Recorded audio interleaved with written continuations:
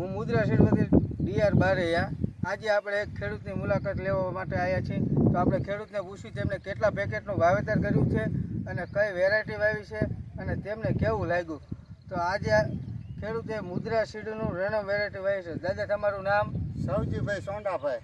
સૌજીભાઈ સોંડાભાઈ. તમારો mobile number? બોલો, તમે નામ મને નહીં આવે. 9240 42 254. તમારું ગામ? રતનપર. રતનપર. તાલુકો? તાલુકો વઢવાણ. વઢવાણ તાલુકો, જિલ્લો સુરેન્દ્રનગર. તો આપણે રણમ વેરાયટી જોવા માટે આવ્યા છીએ.